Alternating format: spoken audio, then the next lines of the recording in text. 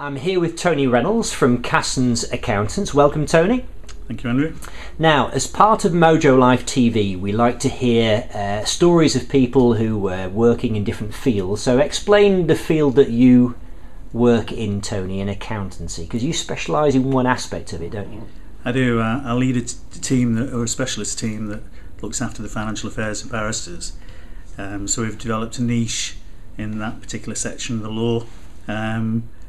Barristers generally are very time poor, don't have the opportunities or the chance really to look after their own affairs very well, and we've developed a model that helps them do that. And there are certain things that maybe a generalist accountancy firm might not be able to do as well as a specialist. They may miss things.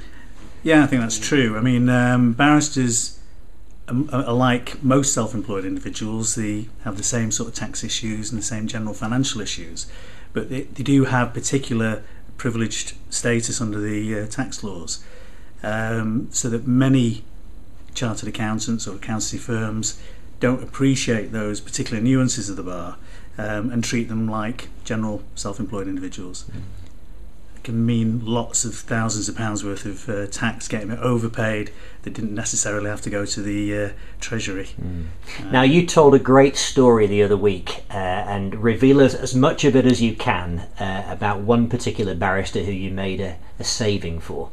Yeah, we've a very good friend of the firm, a Liverpool barrister, who probably has been 10 years call now, so she's been in business for 10 years.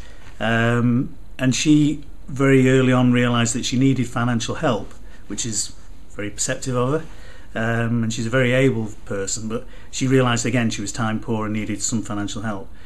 Employed a local firm of accountants in Liverpool, which again is quite a sensible thing to do.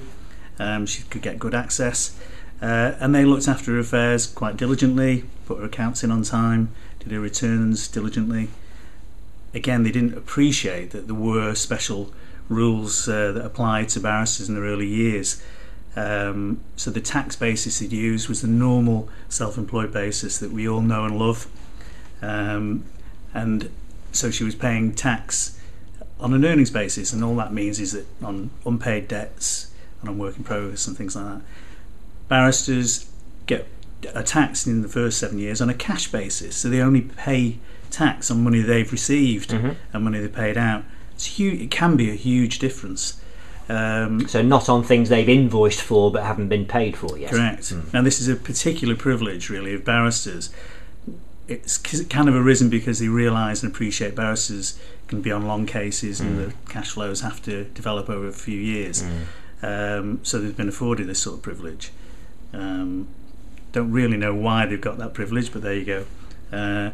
But most accountants who don't deal with barristers regularly won't understand that and won't recognise it.